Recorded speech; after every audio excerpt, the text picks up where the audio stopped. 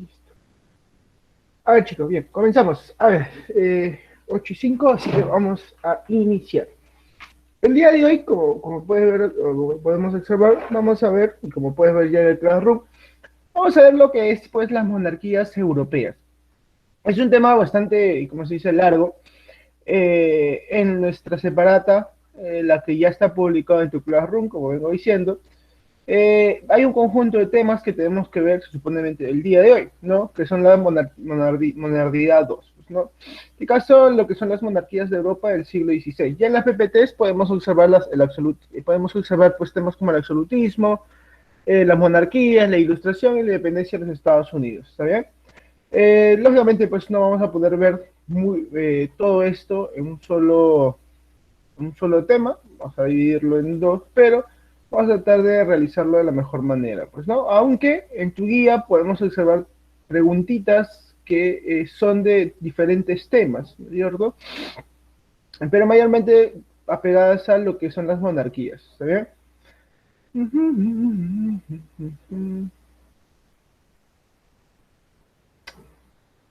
Ya, vamos a ver.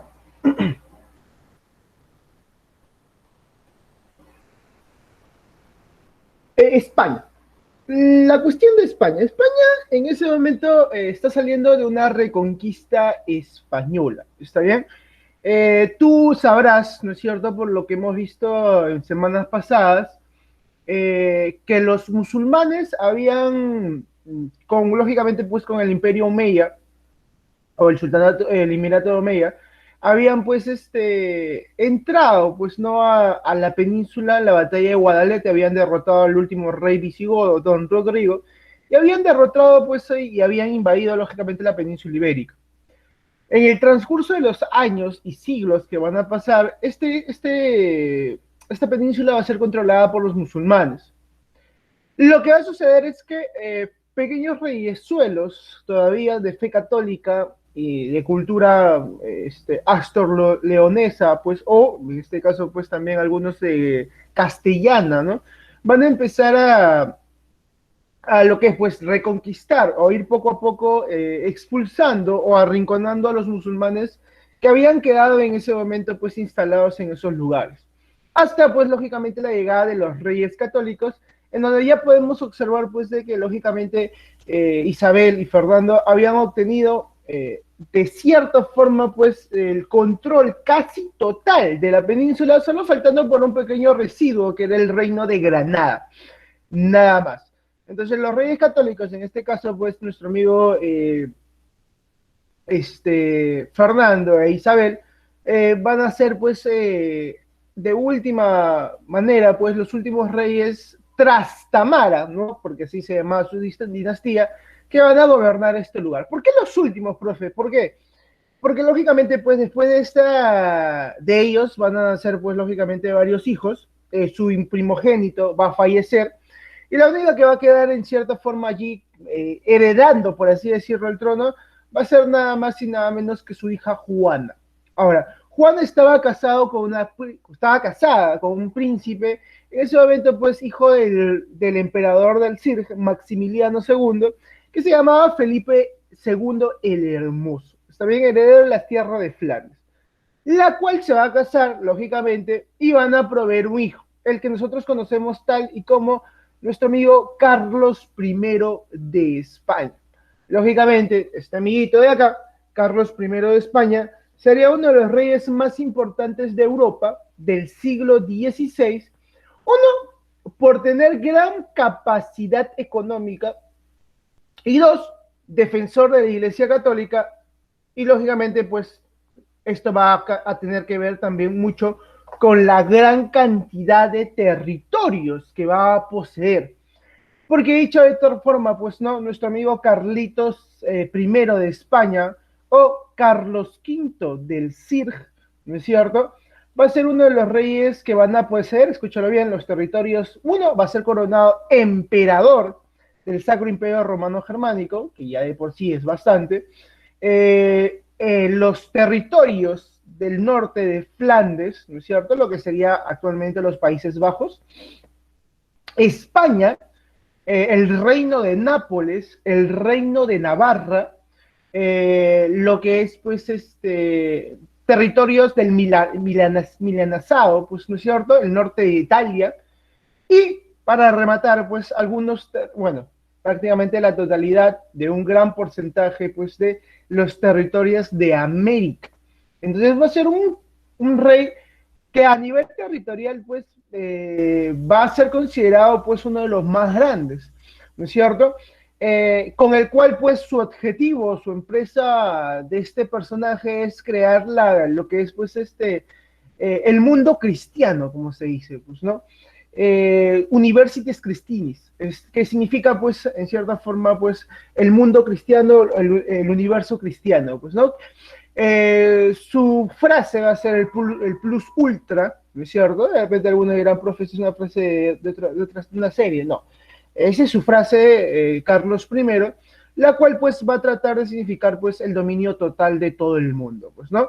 Esa era principalmente la empresa que quería cumplir nuestro amigo Carlos I. Algunos ya lo reconocieron, pues, ¿no? Ahí está. Obviamente Carlitos I era uno de los reyes más importantes, ¿no? Aquí podemos ver los territorios, la corona de Aragón, las posesiones de Italia, corona de Castilla, posesiones de América y África, casa de Austria, me olvidaba también, los territorios de la casa de Austria. Lógicamente, siendo él un Habsburgo, va a heredar territorios en Austria, en Europa Central. Aparte del CIRG, lógicamente que con nosotros sabemos es una monarquía electiva más que hereditaria, ¿no es cierto? Y por su abuela paterna, pues no, los territorios de Flandes, Luxemburgo, el Franco Condado, Arbius, Chargas, ¿no es cierto? Que son pues territorios, como tú puedes poder comprender, ¿no es cierto? Son territorios bastante largos. Imagínate nada más que los títulos para presentar a Carlos I comprendían al menos unas 15 líneas de texto. Pobre el que lo presentaba, Carlos. Esa es una curiosidad, ¿eh? Una curiosidad que hay en los Habsburgo, por ejemplo, pues, ¿no? Mientras que los reyes de España, por ejemplo, decían, pues, presentamos al rey de España y Navarra, por ejemplo, a Carlos I le tenían que presentar con todos sus títulos, presentando al emperador de España, al rey de Castilla, de Aragón, y así sencillamente sin exagerar, como 10 líneas, 10 líneas a 15 líneas enteras, ¿no es cierto? De puras posesiones de nuestro amigo Carlitos I. Así que ya te puedes imaginar la magnitud de territorios que podría o que poseía en ese momento nuestro amigo, pues, ¿no? Pero eso no le va a ser ajeno, pues, a problemas internos. Como bien sabemos, Carlitos I, pues, si bien es cierto, va a ser un rey poderoso, no le van a faltar problemas y de rivalidades. En este caso, pues, hasta problemas internos. En el caso, pues, de la rebelión de los comuneros, como se les llama, pues, ¿no? En el cual algunos nobles de los territorios españoles no van o van a tratar, mejor dicho, de que Carlos no se haga con el trono. Si bien es cierto, este señor era el heredero, Carlos no era un rey que hablaba español. Eso hay que tenerlo claro. Carlos se había educado en su gran mayoría en los territorios de Flandes, Luxemburgo y Zirch. ¿Sí? Entonces su lengua materna no era el español, sino su lengua era pues el alemán. Y en el caso pues de los comuneros, van a tratar pues de un poco negar, ¿no es cierto? O tratar de, ¿cómo se dice? Pues descartar a Carlos I como heredero del trono, ¿no? También, lógicamente, su objetivo era pues reducir algunos de los impuestos para estos nobles. Al final, Carlos pues va a llegar a un acuerdo, va a lograr controlar esta rebelión interna y lo que lógicamente va a producir pues un periodo de paz dentro de España y va a estar permitido gobernar, pues, ¿no?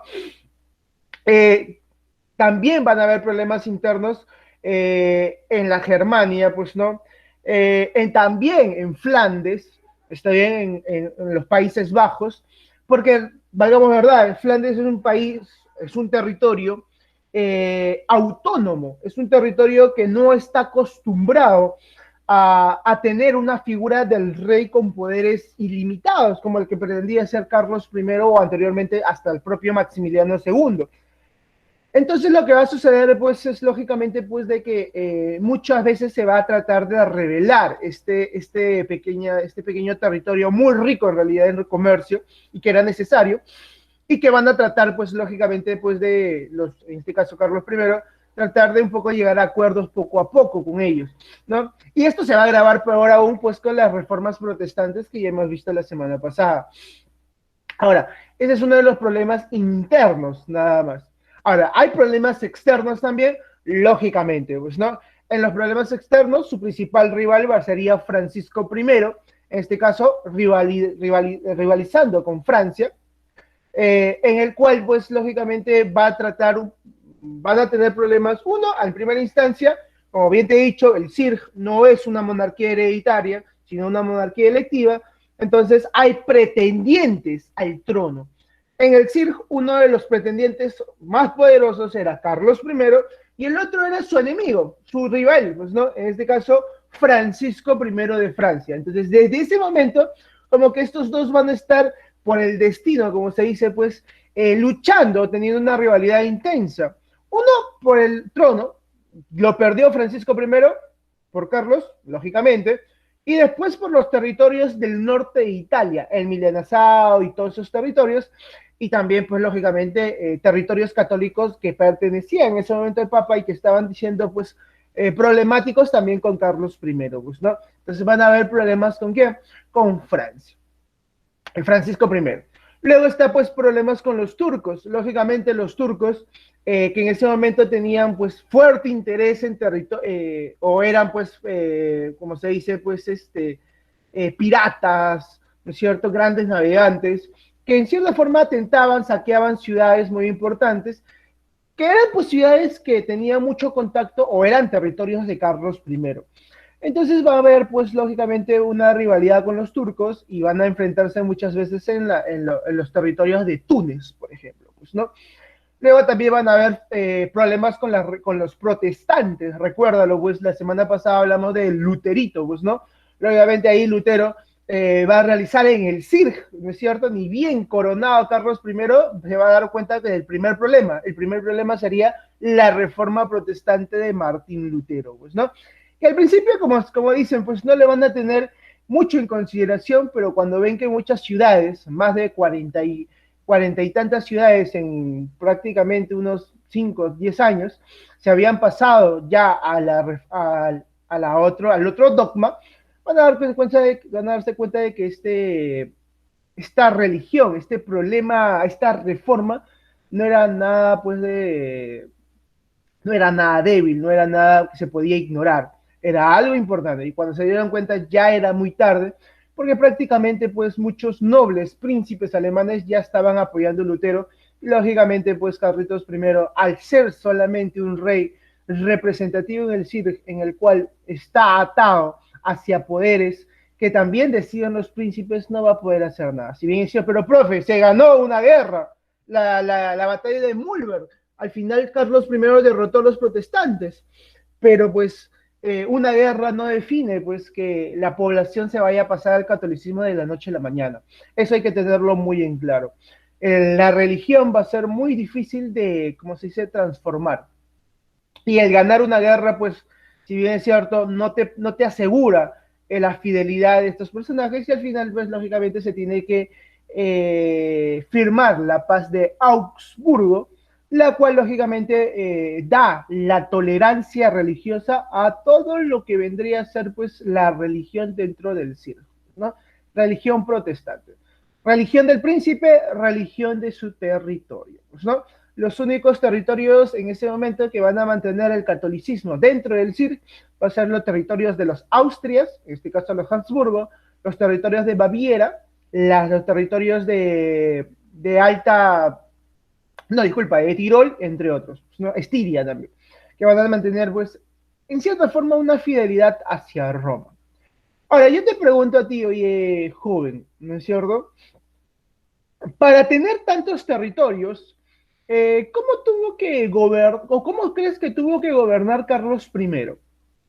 Al tener grandes territorios, mira, estamos hablando de territorios en España, territorios en Holanda, territorios en lo que es pues, Alemania, el CIRG, territorios en el norte. A ver, ¿quién quiere responder? A ver, vamos. ¿Cómo crees que gobernaba estos territorios? ¿Mm? ¿Alguien?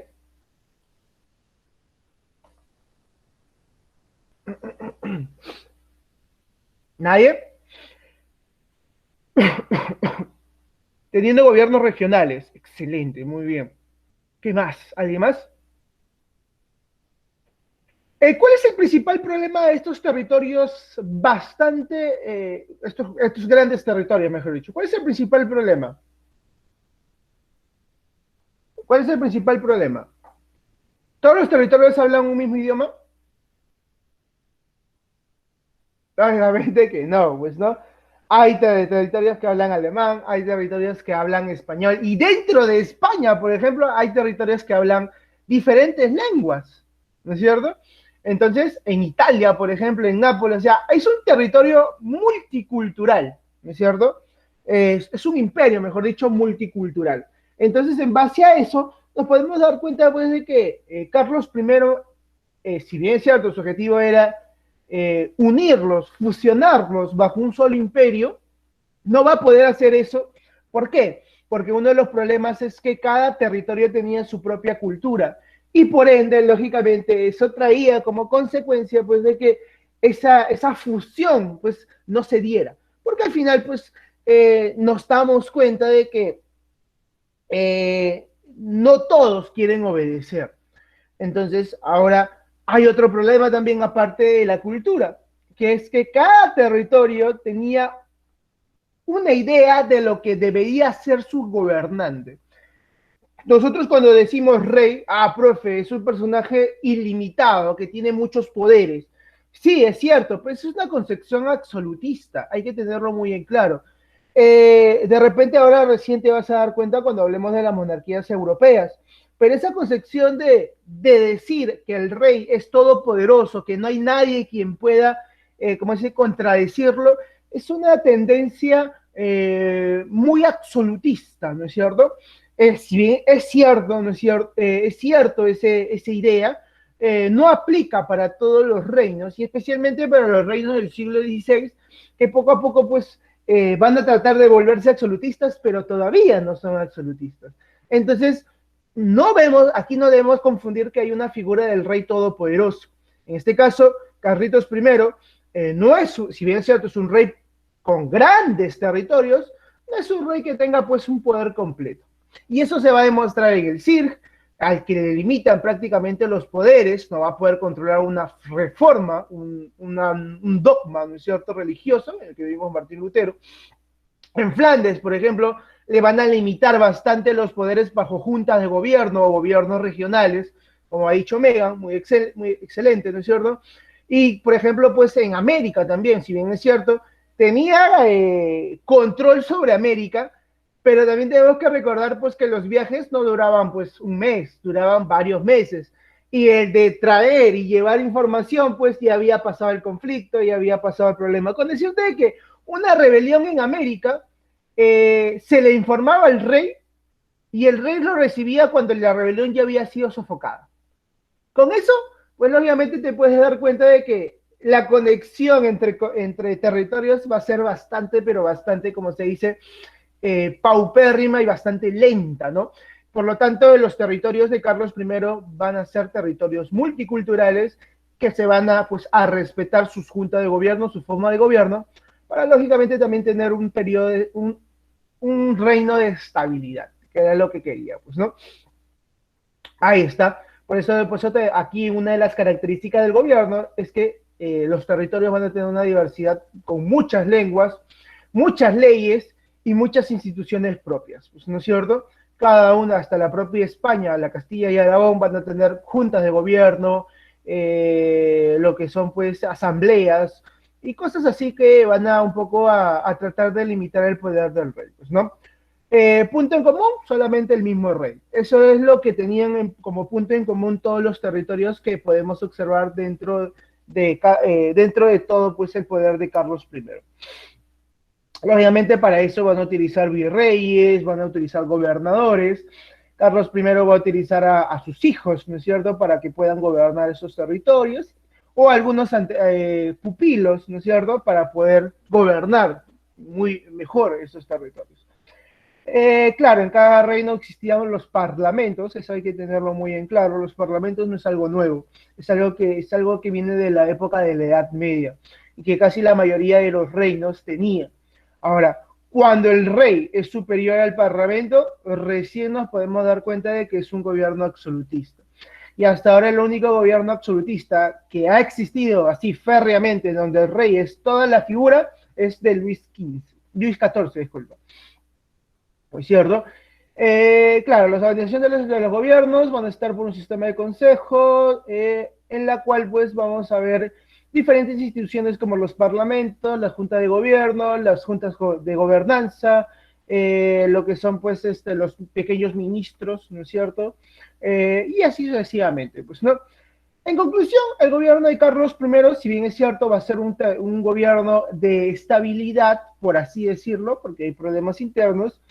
Es un gobierno, pues, a nivel exterior, con problemas muy importantes, que va a resolver, va a salir victorioso. Van a haber todavía problemas hasta con el Vaticano, ¿no es cierto? Pero va a resolver este problema. Al final, al final pues, no va a significar, pues, lógicamente, una de las cosas, ¿cómo se dice? Pues, más importantes. Clemente, si no me equivoco, VII era el papa que tenía una rivalidad con Carlos I, que no dejaba que Carlos I se convierta en esto, siendo él defensor de la Iglesia Católica. Mira ahí la contradicción que haya. Pero al final Carlos I va a tener la sabia decisión de dejar o abdicar el trono, ¿no es cierto? Especialmente el Sir con su hermano, pues, ¿no? Carlitos I tenía un hermano que en ese momento, pues, se va a convertir en el emperador del Sir, ¿no es cierto? En este caso estamos hablando de nada más y nada menos que Fernando, pues, ¿no? En este caso Fernandito va a adquirir, pues, ¿no? Lógicamente, Fernando I, ¿no es cierto? Va a adquirir el territorio del Sir, y él se va a quedar pues solamente con los territorios de España, el territorio de Flandes, el sur de Italia y los territorios de América, formándose así dos casas Habsburgo. ¿Está bien? Hay que diferenciar allí. Aquí empiezan las dos casas Habsburgo. La casa de Austria y los Austrias españoles. ¿Está bien? Allí. Lógicamente, pues su hijo sería nada más y nada menos que uno de los reyes más importantes de España, Felipe II, pues, ¿no? El llamado el deseado, pues, ¿no? Felipe II, pues, o el rey del mundo, ¿no? Como se dice. Felipe II va a ser hijo de Carlitos I, como podemos ver aquí, y también, pues, de la reina, en ese caso, pues, la heredera portuguesa, ¿no es cierto? María de Portugal, la cual va a traer como consecuencia, pues, de que su hijo, Felipito II, pues, se convierta en nada más y nada menos, ahora, en rey de Portugal. Esto quiere decir, lógicamente, disculpa, era Isabel, esto quiere decir, pues, no de que ahora Felipe II se va a convertir, pues, o va a tener como posesión los territorios de América, el territorio de España, Portugal, territorio de Flandes, territorios italianos, y además, chécate esta, los territorios de África que tenía España, los territorios africanos que tenía Portugal, recuerda pues los viajes de descubrimientos, toda esa vía comercial, ¿no es cierto? Y también pues territorios dentro de la India, dentro de Filipinas, prácticamente territorios en los 5 continentes, claro, pues, en todos los continentes del mundo, pues, ¿no? Esto va a traer como consiguiente, pues, de que Felipe II sea considerado uno de los reyes también ahora más poderosos del mundo en este caso, pues, ¿no? Pero al igual que su padre, ¿no es cierto? Van a tener problemas con Francia, por ejemplo, pues, ¿no? Con el heredero de Francisco I, nuestro amigo Enrique II, van a tener pues la batalla pues de San Quintín, ¿no es cierto? En la cual pues va bueno, algunos dicen que va a terminar en una tregua de paz, otros van como vencedor al español, pero pues para estos términos, pues España pues mantiene un equilibrio de poder con la batalla de San Quintín. Va a haber una batalla con los turcos, lógicamente también, en este caso la batalla de Lepanto, ¿no es cierto? Don Juan de Austria, que era el hermano ilegítimo de Felipe II, el hijo bastardo de Carlos I, va a llevar pues a una victoria de los aliados españoles frente a los turcos de Selim II, pues, ¿no? También, pues, problemas en Flandes. Profe, ¿por qué siguen los problemas en Flandes? Sí, Flandes es un territorio que no va a dejar que los reyes se impongan. Es un territorio bastante, pero bastante, como se dice, peligroso, pues, ¿no? También conflictos con Inglaterra. Si bien es cierto, Felipe II era esposo de María I de Inglaterra, luego de que María I pues, falleciera y moriría, pues, y la sucediera a su hermana Isabel I, Felipe pues lo que va a hacer es justamente declarar la guerra pues con la denominada Armada Invencible. Lastimosamente esa Armada Invencible poco o nada va a tener de eso. También con Felipe II se va a dar la defensa ortodoxa de la religión católica, eso hay que tenerlo muy claro. Aquí las reformas protestantes van a ir calando bastantes territorios y uno de los, por así decirlo, pues pocos territorios son los territorios de Felipe II que van a mantener todavía la fe católica. En este caso estamos hablando de los territorios de Flandes, estamos hablando del territorio del norte de África, del norte de Italia, el reino de Nápoles, también territorios pues de España, pues teniendo a la Santa Inquisición como uno de sus grandes, por así decirlo, pues defensores. Hay que recordar también que en este caso, pues, Felipe II va dentro de sus territorios, a ser ferviente, va a tratar de obligar a todos los musulmanes que aún quedaban, pues, en transformarse al catolicismo, lo que nosotros llamaríamos los moriscos, pues, ¿no es cierto? En la cual, poco a poco, van a ir, como se dice, expulsándolos, y ya llegaba al gobierno de Felipe IV, pues, lógicamente se les va a expulsar de todas maneras. Ah, no, disculpa, Felipe III. Así llegamos, pues, al gobierno de nuestro amigo Felipe III. El gobierno de los Austrias está dividido en dos periodos. Eso hay que tenerlo también muy claro. El periodo de los Austrias mayores, que son Carlos I y Felipe II, y el periodo de los Austrias menores, Felipe III, Felipe IV y Felipe II. Pues, ¿no? Esto hay que tenerlo muy en consideración. ¿Por qué? Porque en algunas preguntas viene de esa forma, pues, ¿no?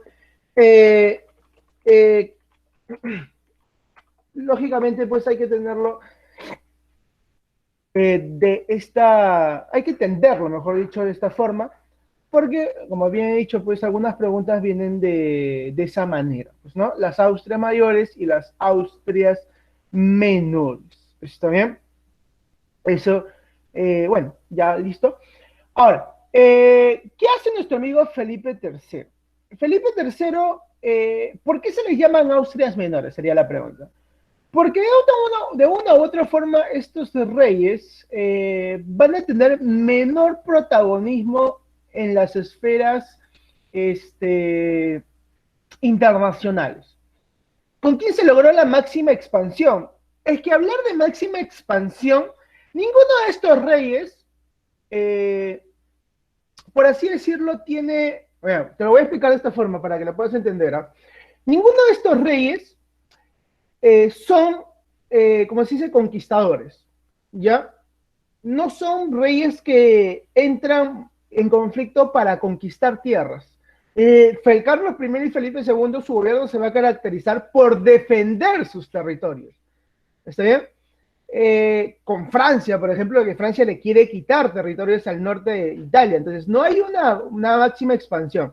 Ahora, Carlos I tiene una gran cantidad de territorios, pero el que supera a Carlos I es Felipe II, cuando obtiene los territorios de Portugal, por ejemplo. Portugal es un territorio, pero profe, Portugal es un territorio pequeñito comparado al CIRG. Pero recuerda, el CIRG no es una propiedad, es un título nada más. O sea, el CIRG, bueno sería que el CIRG sea pues un territorio que te dé propiedades. No, es un territorio que solamente te da un título, nada más. En este caso, Felipe II no va a ser Sir, no va a ser coronado emperador, pero sí va a obtener territorios de Portugal y las colonias de Portugal, y eso también viene a Brasil. O sea, casi la totalidad de América, o sea, con Felipe II, por así decirlo, para responder un poco a tu pregunta, no hay conquistas, pero se va a lograr la máxima expansión con Felipe II. De allí, ¿no es cierto? Vamos a ver cómo los reyes, en este caso los Austrias menores, van a ir perdiendo los territorios. En este caso, uno de los territorios más importantes que era pues Portugal, ¿no? Porque justamente pues Portugal, al igual que muchos territorios que habían tenido allí, pues, ¿no? Era un territorio con, como se dice, con instituciones políticas bastante diferentes, pues, ¿no? Y esto va a producir, pues, que lastimosamente Portugal se separe, pues, de España, justamente cuando Carlos II de España gobernaba. Pero eso lógicamente lo vamos a ver después. Entonces, Felipe III, ¿por qué se le llama así? Austrias menores. Porque uno, no tiene mucha participación a nivel, como se dice, pues, global, pero a nivel político van a ser, pues, no van a dirigir tampoco la política. ¿Está bien? ¿Qué quiere decir esto? Que ellos van a utilizar lo que es la posición de los válidos. Es un término que debes comprender. ¿Alguien sabe qué son los válidos? Los válidos. ¿Alguien sabe? ¿Nadie?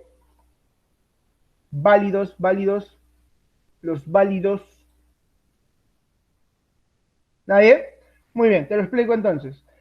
Con Felipe III se va a dar van a ver pues presentado la figura de los válidos. ¿Qué son los válidos? Los válidos son una especie de asesores, ¿está bien?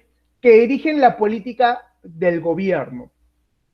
Eh, Hasta este momento, hasta Felipe II, los reyes, de una u otra forma, se encargaban de ver todos los aspectos políticos.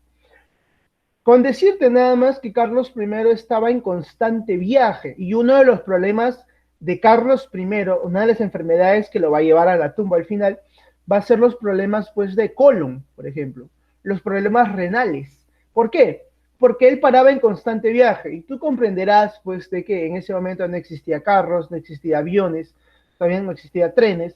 Entonces, pues Carlos I viajaba en carruaje, entonces tenía largas cantidades. Si tú te aburres con 8 horas de viaje, imagínate que Carlos I estuvo, pues, para viajar, para tener un solo viaje, tuvo que irse un día, 2 días enteros en carruaje. O sea, te das cuenta la magnitud. ¿Pero por qué? Porque él mismo se encargaba de los problemas que había en sus territorios. Igual Felipe II. Felipe II también, los problemas que existían en muchos de sus territorios, como se dice, pues se encargaba de administrarlos, de repararlos, de solucionarlos.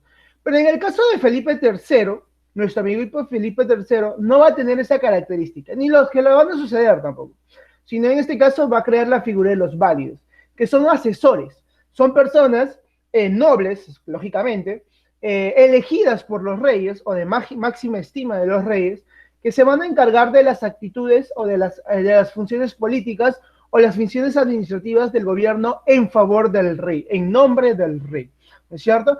A estas personas se les van a llamar los válidos, que va a existir hasta la época, pues hasta el siglo XIX, hasta la primera República Española, pues no lógicamente, en donde podemos ver pues válidos corruptos, ya válidos que no tienen pues ni el mínimo respeto a sus reyes. Por esa razón es que España va a llegar a una degeneración total también. También se va a dar la expulsión de los moriscos. Recordemos que aquí todavía hay una rivalidad con los musulmanes y por lo tanto pues se tenía miedo en ese momento pues de que los moriscos pudieran ayudar a estos musulmanes. Como ya te he dicho, pues los moriscos eran personas que no eran católicos, eran musulmanes convertidos al catolicismo, pues, o, como se dice, pues, voluntariamente se habían convertido al catolicismo. Y lógicamente eso no daba fe a que fueran fieles a la iglesia. Entonces lo que va a suceder es que Felipe III va a expulsar, con ese temor, también va a expulsar a los judíos, eso hay que tenerlo mucho en consideración, también se da la expulsión de algunos judíos, pero la gran mayoría pues van a ser pues moriscos, aproximadamente unos 300.000 moriscos van a salir de España, y que lógicamente van a representar. Aquí viene un poco lo que es la decadencia de España también, porque de esos 300.000 moriscos, pues representaban uno la fuerza laboral y otro también, pues, la fuerza técnica, la fuerza profesional que existía en las zonas. Y lo que va a hacer España, pues, si bien es cierto, es algo muy ferviente, es algo muy católico de expulsarlos, no va a ser nada bueno para España. ¿Por qué? Porque le quita una gran cantidad de población que era necesaria. España en realidad pues no gozaba de tanta población en ese momento. España necesitaba de población, y lo que va a hacer Felipe III pues es algo que va a acarrear a nivel económico grandes repercusiones. Luego sigue nuestro amigo Felipe IV. En él se va a dar la guerra de los 30 años, ya siglo XVII, sí, XVII, ¿no es cierto? En el cual pues vamos a ver una guerra de religión entre protestantes y católicos. Pero siempre se dice, profe, la guerra de los 30 años es una guerra de religión, sí, pero también a la vez es una guerra política. Ahorita después lo vamos a ver. Es una guerra en la cual pues van a haber rivalidades, o las rivalidades entre naciones como Francia, Inglaterra, España, el CIR y otros territorios van a calcar dentro de este conflicto. Empieza como un conflicto religioso y acaba como un conflicto católico, no, disculpa, como un conflicto político. ¿Está bien? En el cual, lógicamente, al final va a tener como vencedor pues, mayoritario a Francia. Se va a dar el levantamiento de 1640 en España, luego en Flandes también, la guerra de los 80 años, luego se va a dar el descenso de la llegada del oro y la plata. Con Felipe II se va a dar pues la fiebre del oro, y con Felipe IV lógicamente pues va a haber un descenso. ¿Por qué? Porque va a haber un nivel de corrupción, eso ya lo habrá visto en Historia del Perú, va a haber un nivel de corrupción tan grande en América, que lógicamente pues el oro y la plata van a verse pues mermados casi, pues, ¿no? Las minas de Bolivia, las minas del Perú, todas esas minas van a ser prácticamente tomadas como posesiones personales, y en vez de enviarlo al rey, pues ellos se lo reparten entre esa cúpula de poderosos, como se dice, ¿no? Y por último, está nuestro amigo Carlos II, el hechizado, pues, ¿no? Carlito II, que va a tener un problema. Según dicen, pues era un enfermo mental, ¿no es cierto? Tenía algunas enfermedades degenerativas, que habían sido producto, lógicamente, por como se dice, pues los matrimonios entre parientes. Con decirte que nada más que Felipe III era su mamá, era su madre, su tía a la vez, ¿no es cierto? Con decirte que Felipe, por ejemplo, Felipe III tenía a sus abuelos, que eran abuelos, tíos y tatarabuelos, imagínate. O sea, hay una combinación de parentesco en los Austrias, que van a traer como consecuencia de que Carlos II pague pato. Ya mejor dicho, desde Carlos I en realidad. Porque mira, si tú ves aquí la foto de Carlos I, tiene un mentonzazo. Tú dirás, profe, eso es normal para los reyes. No es normal. Carlos I tenía lo que es un prognatismo prominente, en la cual pues su manito, ¿alguien está alzando la mano? ¿Alguien quiere hablar de repente? Se equivocó de repente. Que en la cual pues su mandíbula paraba, hacía que su boca siempre estuviera abierta. Por eso uno de los nobles en ese momento pues siempre dejó como frase célebre pues de que a Carlitos I pues se le entra moscas, ¿no es cierto? Le dijo pues de que tuviera cuidado de que le entrara una mosca, pues, porque su mandíbula siempre dejaba que su boca estuviera abierta. Y esas enfermedades o esas pequeñas deformaciones al final van a tener como consecuencia que Carlos II pues tuviera, por así decirlo, pues enfermedades degenerativas que al final pagaría Pato pues los Habsburgo porque la rama española ¿cómo se dice? Se extinguiría. ¿Por qué, profe? Porque Carlos II, al tener estas enfermedades, también una de sus cosas más, de las cosas que va a tener más importantes es que era estéril. ¿Está bien? Era estéril. Por lo tanto, pues no había, por así decirlo, pues un heredero, como se dice, directo, ¿no es cierto? Y por lo tanto, muchos de los reyes, en este caso la propia Francia con Luis XIV, van a pretender el trono. Porque recuerda en ese momento, pues, nuestro amigo Luis XIV tenía un nieto que era pues de la familia Habsburgo, o que tenía, ascendencia Habsburgo. Y por lo tanto, pues van a reclamar el trono. Al final, pues, Felipe V, pues, ¿no? Tomaría el trono, la cual, lógicamente, instauraría lo que después, lo que sería, pues, ¿cómo se llama esto? La instauración de la dinastía Borbón, pues, ¿no es cierto?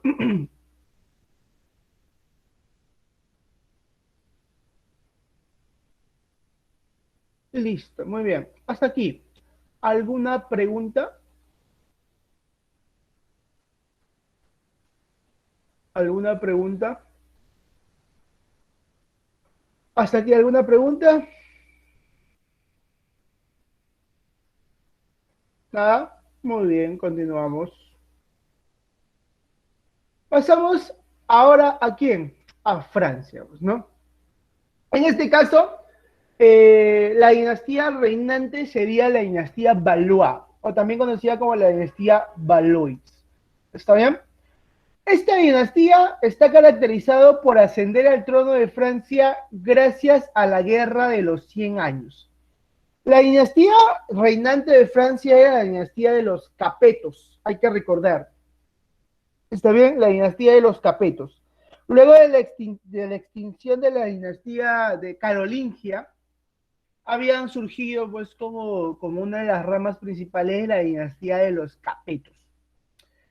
Pero tras la guerra de los 100 años, el último heredero va a fallecer y los que van a ascender pues es una rama cadete, que va a ser pues la dinastía de los Valois, ¿está bien? O los Valois, en la cual pues nuestro amigo Francisco I sería uno de los más renombrados. ¿Por qué? Porque recordemos que este señor es el que va a tener rivalidad con el rey de España, Carlos I. Durante su gobierno se van a dar pues rivalidades lógicamente con España. Se va a dar el Concordato de Bolonia, en la cual pues se va a adjudicar la potestad de defensor también de la Iglesia Católica, los viajes de Jacques Cartier, que son pues los viajes de exploración hacia América. Va a ser el primer francés, por así decirlo, Jacques Cartier, en visitar o en tocar tierras americanas, ¿no es cierto? Y lógicamente van a estar en el norte de América, porque nosotros sabemos que el sur pertenecía en ese momento a España. Una rivalidad férrea con Carlos I y va a ser un gran mecenas.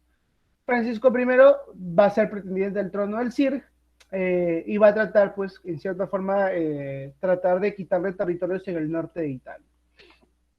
Aquí podemos ver, pues, lógicamente un poco lo que es el escenario que después de la Guerra de los 100 años impuso la dinastía de los Valois. El sucesor de Francisco I sería nada más y nada menos que nuestro amigo Enrique II, el cual va a tener también problemas con el rey español, en este caso Felipe II, el hijo de Carlos, ¿no es cierto?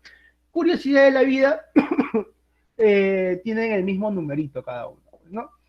Enrique II pues va a ser derrotado por Felipe II en la batalla de San Quintín y va a dar como firma el tratado de Catiu-Cambresis, también en el cual obviamente hay una superioridad, como se dice, militar de parte de España frente a Francia. Enrique II va a tener 3 hijos, los cuales van a ser reyes de Francia correspondientemente. influenciados lógicamente por su madre, lógicamente Catalina de Médicis. Recuerdo, Catalina de Médicis viene de una familia de mecenas muy importantes para el humanismo y renacimiento. ¿Está bien? El primero en suceder a Enrique II va a ser Francisco II, la cual va a morir demasiado joven para tener una pequeña representación. En este caso podemos observar también que dentro de Francia hay ya la entrada de las reformas protestantes. ¿Está bien? En este caso, los llamados hugonotes. ¿Está bien? ¿Alguien se acuerda a qué se refiere el término hugonotes? ¿Alguien sabe? ¿Alguien recuerda, por ejemplo, el término hugonotes? ¿Nadie? Protestantes, pero ¿de qué dogma? Son protestantes, estoy de acuerdo. Anglicanos, seguro. Son protestantes, pero ¿de qué dogma? Tú sabes que hay varios dogmas. Anabaptistas, puritanos. Ahí está, muy bien, mira, excelente. Lo que son los llamados calvinistas. ¿Está bien? Los calvinistas que están en Francia se van a llamar hugonotes. ¿Está bien? Los calvinistas que están en Suiza, pues se van a llamar calvinistas, lógicamente. Los calvinistas que están en Escocia o entre países nórdicos se van a llamar presbiteranos. ¿Está bien? Hay que tener esa pequeña diferenciación. ¿Está bien? Ya desde el gobierno de Enrique II se había visto, porque Francisco I lo había expulsado de Calvino, ya del gobierno de Enrique II había visto una vulnerabilidad de Francia frente a la reforma protestante calvinista. Pero cuando Enrique II fallece, sus hijos, lógicamente, al ser en la gran mayoría personas muy jóvenes, van a tener problemas con la religión.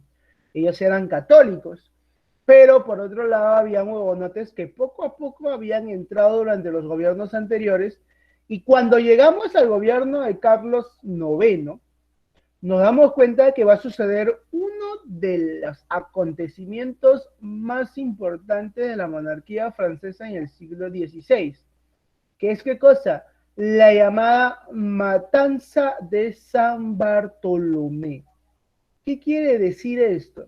Esta matanza de San Bartolomé va a ser una matanza de hugonotes, así como lo escuchas, una matanza de hugonotes en la cual pues católicos, nobles católicos, ejército francés apoyado por el propio rey van a dar el visto bueno para que se asesinaran a, en este caso, protestantes calvinistas que se van a matar aproximadamente pues unos 100,000 protestantes en realidad. Por eso se llama la matanza de San Bartolomé. Es uno de los momentos claves en la historia de la monarquía francesa. Luego de ello, se va a dar un conflicto muy importante. ¿Por qué? Porque nuestro amigo Enrique III era el rey que le seguía, pero en este caso Enrique III no va a tener descendencia. Y por lo tanto, se preveía también de que no tendría descendencia porque estaba muy joven. Ahora, el problema era el siguiente, que el que lo sucede a Enrique III es nada más y nada menos que Enrique de Borbón, que no es su hijo, es solamente un familiar. Ahora, ¿dónde proviene el problema? El problema radica en que nuestro amigo Enrique de Borbón, o Enrique de Navarra, era líder de los hugonotes, es decir, era protestante. Aquí viene el problema, escúchalo bien, ¿ah? O sea, profe, los tres hijos de Enrique II van a ser, pues, lógicamente reyes. Ya, perfecto. Pero cuando llega el último, Enrique III, se van a dar cuenta, lógicamente, pues, de que este señor de acá, Enrique III de Valois, no va a tener descendencia, no tiene descendencia hasta ese momento. Entonces, por lo tanto, lógicamente, pues, el que lo sucede en el trono es Enrique de Navarra. Ahora, Francia es católica y Enrique de Navarra es hugonote. Y antes ha sucedido la matanza de San Bartolomé, que no fue la única matanza, hubieron muchas más, pero la más recordada es la matanza de San Bartolomé. Ahora, ¿hay un pequeño conflicto? Sí lo hay. Por lo tanto, aparece un tercer ente, el llamado Enrique de Guisa. Enrique de Guisa, lógicamente, al ver de que Enrique de Valois no tiene un heredero y el próximo sucesor en la línea pues, del reinado es Enrique de Navarra, va a formar, lógicamente, lo que es pues la Liga Católica o la Liga pues contra Enrique de Navarra, pues, ¿no? Era querido este señor de acá, Enrique de Guisa, por toda Francia, era bastante recordado, y con ello, pues, se decía, tras bambalinas, como se dice, pues, que Enrique de Guisa quería convertir en rey. Ese pequeño rumor va a llegar a oídos de Enrique III, y lo que va a suceder es que nuestro amigo Enrique III, pues, va a ordenar a asesinar a Enrique de Guisa. Lo va a lograr y en favor a ello, pues, los católicos, en este caso de Enrique de Guisa, aliados de Enrique de Guisa, pues van a vengar la muerte de su líder, asesinando lógicamente a Enrique III de Valois. Al final sucede lo que sucede. Sucede lo que tenía Enrique de Guisa, la sucesión o la llegada al trono de Enrique de Navarra. Pero aquí sucede algo curioso. ¿Cuál es lo curioso? Que justamente Enrique de Navarra era hugonote y Francia era católica. Entonces, si él iba a ser el próximo rey, no lo iban a aceptar con la fe hugonota, con la fe calvinista. Entonces, lo que va a realizar Enrique de Navarra es decir, pues Francia bien vale una religión. En este caso, Enrique de Navarra, o Enrique de Borbón, en este caso ya Enrique IV, va a convertirse al catolicismo y esto le va a permitir, lógicamente, asumir el trono de manera pacífica. Ahora, a este suceso se le va a llamar la Guerra de los Tres Enriques. La pregunta es la siguiente. Si Enrique de Navarra, ¿está bien?, hubiera asumido el trono con su fe hugonota, ¿qué crees que hubiera pasado?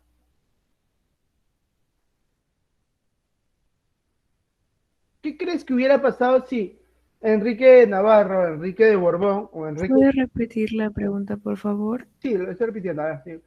¿Qué hubiera pasado si Enrique de Navarra o Enrique de Borbón, el sucesor al trono, hubiera asumido el trono con la fe o el dogma hugonota, con el fe, pues, la dogma protestante?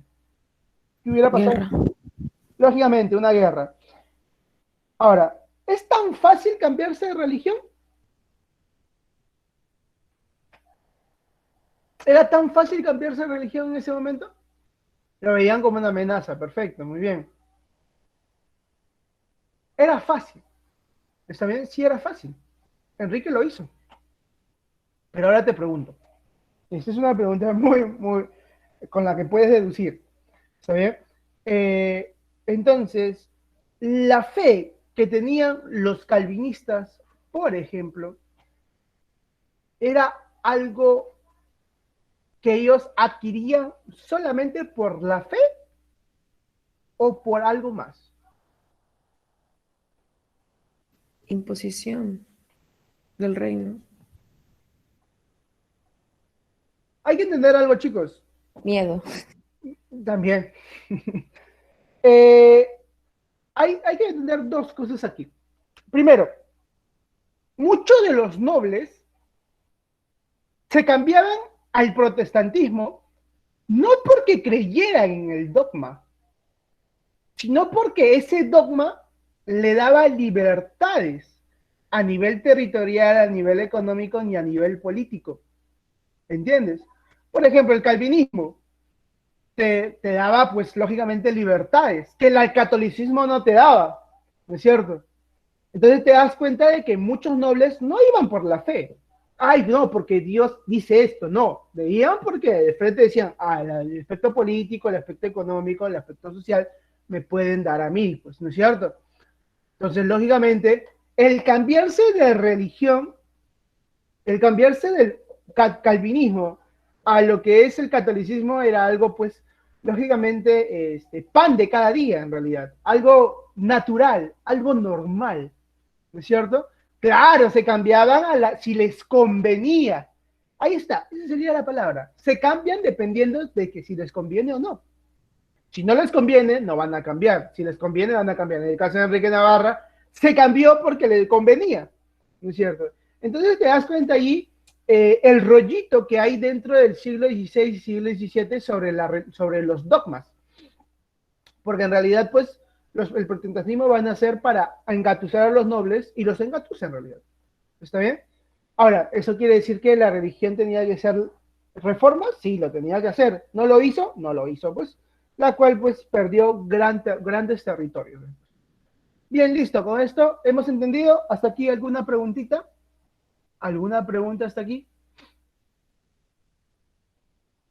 ¿Qué título era el del tema, profe? ¿Cómo?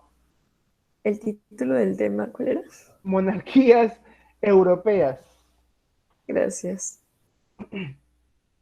Listo. ¿Alguna pregunta hasta aquí? Nada. Muy bien. Excelente. Continuamos. Y aquí viene la época, pues, lógicamente, nuestro amigo Enrique IV va a dar, pues, el llamado Edicto de Nantes. ¿Qué es el Edicto de Nantes? El Edicto de Nantes es el documento por el cual se le va a dar la tolerancia religiosa. ¿Qué quiere decir? Que, lógicamente, él, al ser hugonote, al cambiarse el catolicismo, va a darle algunas libertades, pues, a,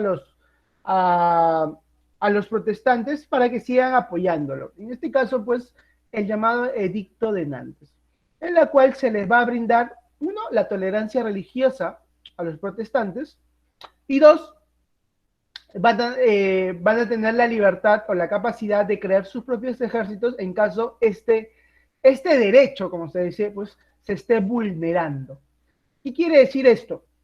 Que en caso de que, por ejemplo, un rey futuro no quiera aceptar el edicto de Nantes, es decir, la tolerancia religiosa, los hugonotes pueden tomar o pueden crear su propio ejército para defender, ¿está bien? El edicto, ¿no es cierto? Sus derechos. En este caso, va a ser un edicto muy importante que se va a respetar hasta la llegada de Luis XIV. Ahí lo vamos a ver después con el edicto de Fontainebleau. En este caso, pues a la muerte de Enrique IV, prácticamente estaba chocho ya, como un permiso para hacer un golpe de Estado. Se podría decir que sí, sí, como un permiso para hacer un golpe de Estado, pero en este caso, pues, a nivel religioso, no es a nivel político, ¿no? Defienden sus derechos de tolerancia. Eso es lo que ellos tratan, como se dice, pues, de mantener. Luego sigue la época de Luis XIII. En este caso, nuestro amigo Luis XIII va a tener consigo, pues, que él, pues, lógicamente, discúlpeme, él va a hacer, pues, va a heredar el trono demasiado temprano, la cual va a tener una regencia, pues, de María de Medici, ¿no es cierto? Que no hay que confundir, ¿eh? No es Catalina de Medici, ¿ya? No es Catalina. Hay Catalina y María, que son, pues, dos, como se dice, pertenecientes a la familia Medici, burgueses, pero que, van a tener una importancia muy grande aquí dentro del reino porque van a ser regentes. ¿Está bien? ¿Cuál es la característica de nuestro amigo Luis XIII? Luis XIII va a tener como característica que poco o nada le va a importar el gobierno. ¿Ya? Este señor de acá, pues, se dice que era homosexual, que a la justa tuvo un hijo, que era, pues, Luis XIV. ¿Está bien? Y que lo tuvo, pues, a tardía edad todavía. En este caso, y tampoco le gustaban los aspectos políticos. Era un rey bastante nefasto para Francia, ¿ya? Pero que tuvo la suerte de que tuvo un cardenal que era muy hábil en aspectos políticos. Estamos hablando de nada más y nada menos que Richelieu. ¿Por qué es importante saber esta cuestión? Mira, escúchalo.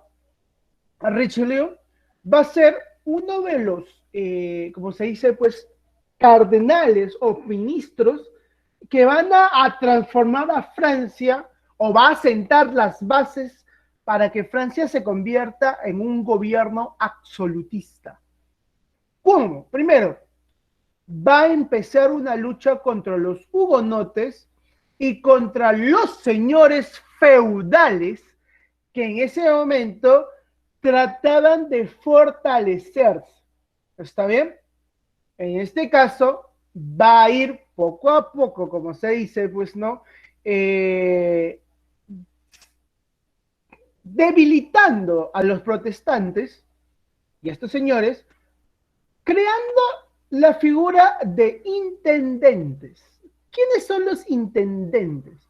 Los intendentes son personas que van de lugar en lugar de Francia y van, ¿qué cosa? Viendo los problemas. Y si el señor feudal encargado de ese territorio es efectivo a ese problema.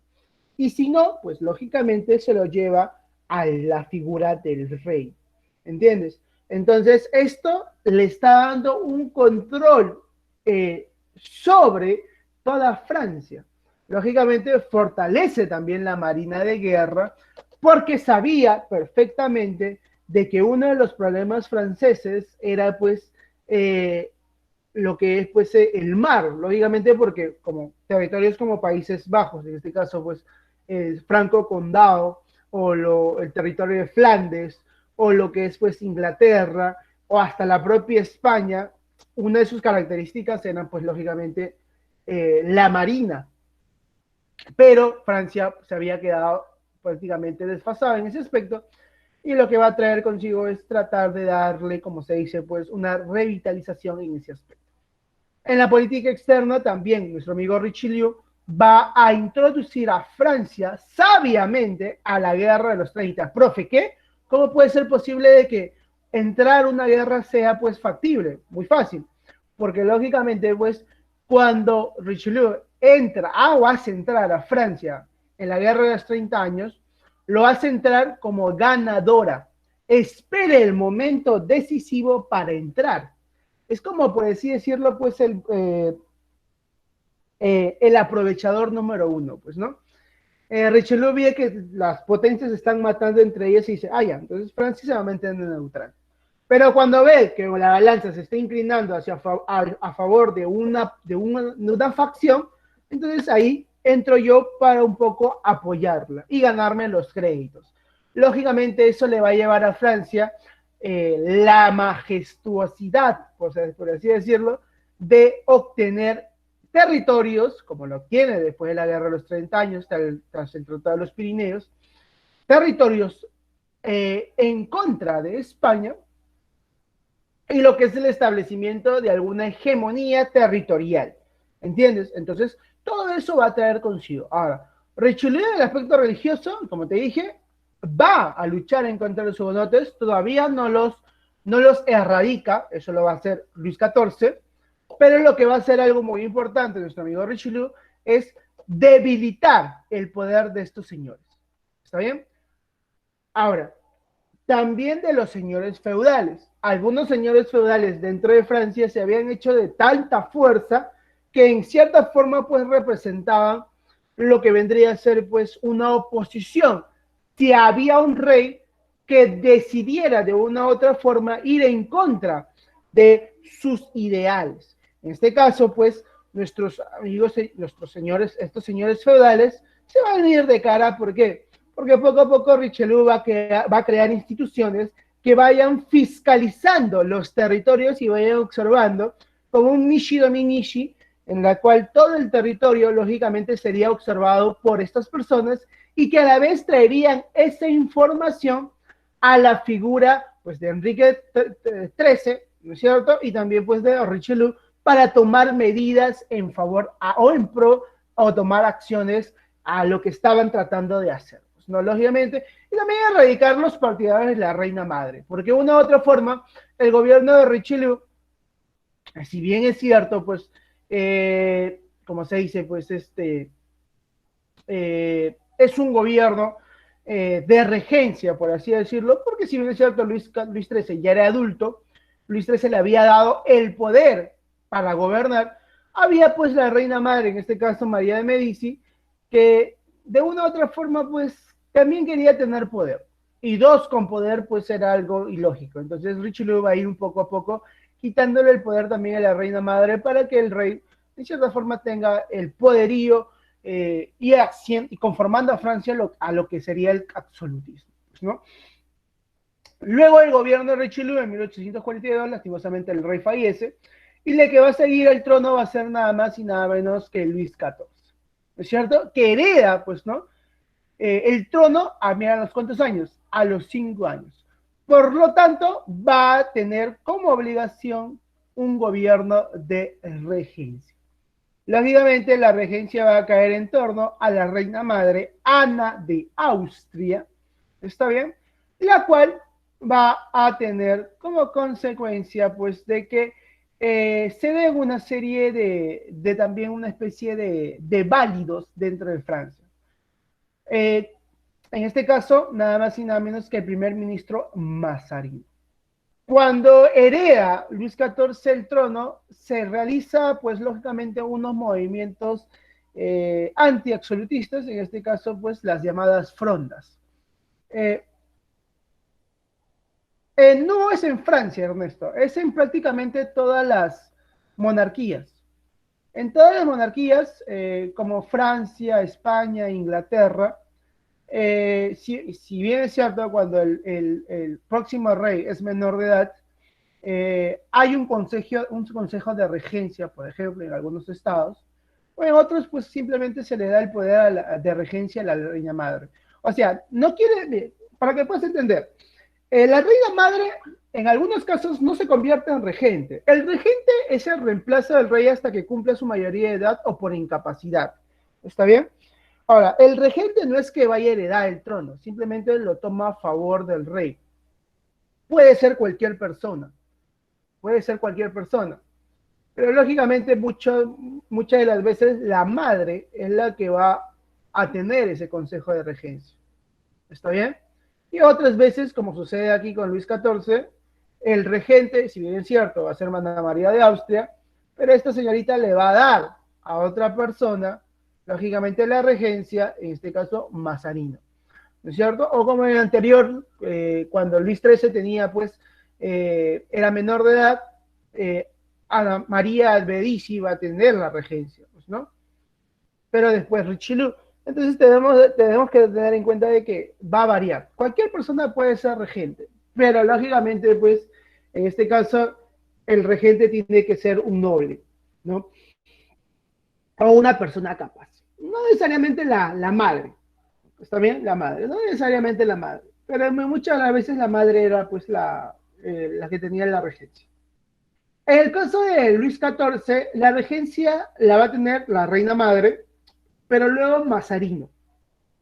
Va a combatir las frondas. Durante el gobierno de Luis XIV es el que se va a culminar la guerra de los 30 años. Escúchalo bien, ¿eh? Así como lo escuchas. Richelieu va a entrar a la guerra de los 30 años a favor de los protestantes, bueno, a favor político de los protestantes. Va a saber cuándo entrar, pero cuando se va a acabar la guerra va a ser bajo el gobierno de Luis XIV. Ahora, profe, ¿por qué Richelieu no es parte del gobierno ahora? Porque Richelieu también tenemos que entender de que en ese momento ya estaba viejo y va a fallecer.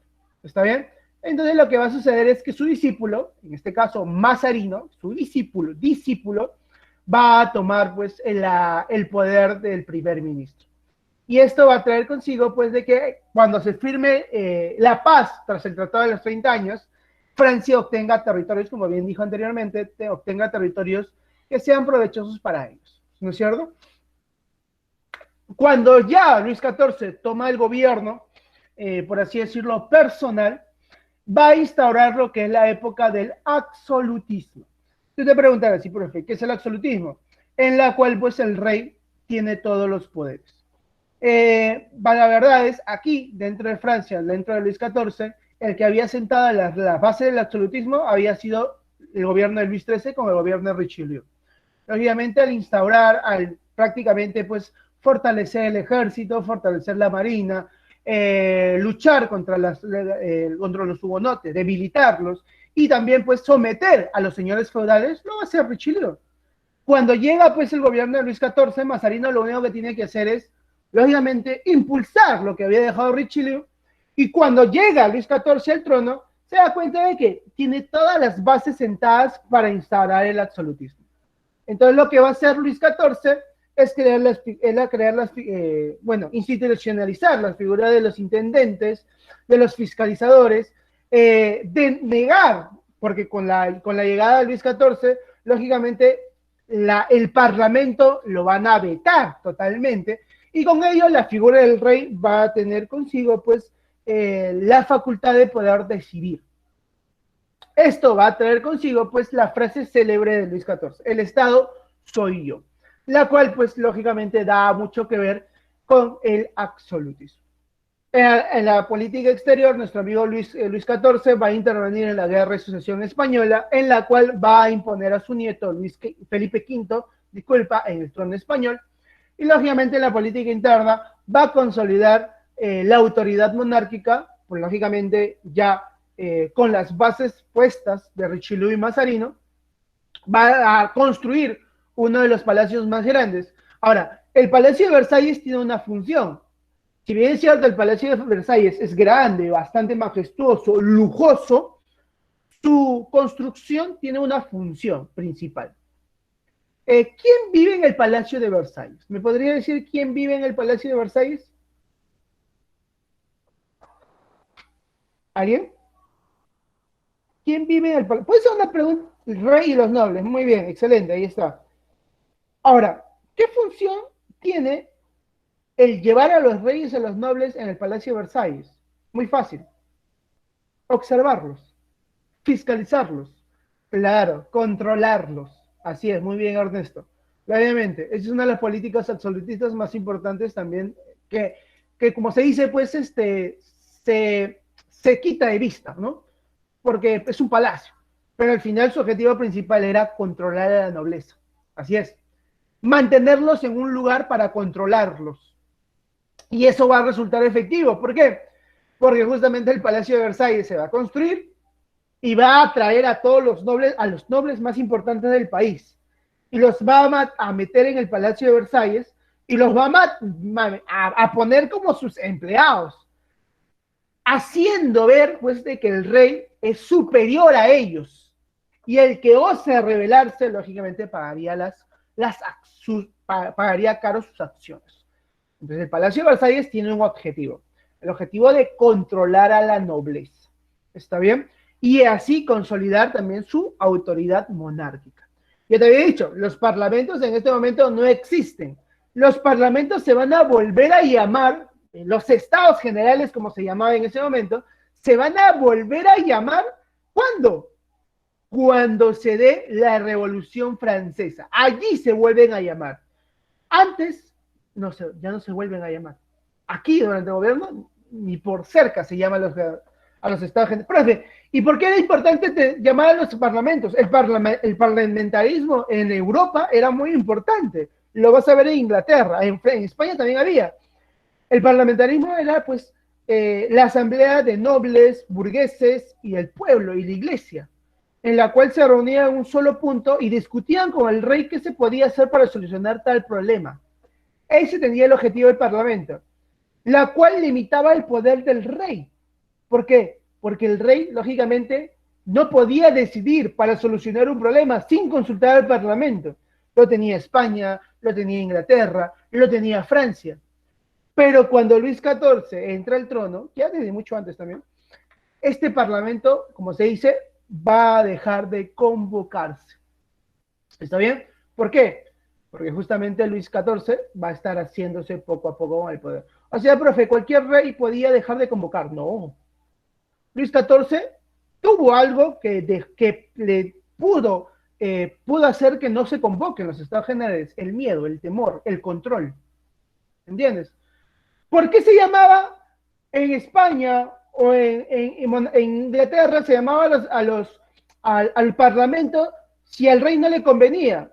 ¿Por qué? Porque según sus constituciones, por así decirlo, o sus normas legales, el único que podía poner impuestos o que tenía funciones de tal era el Parlamento. ¿Entiendes?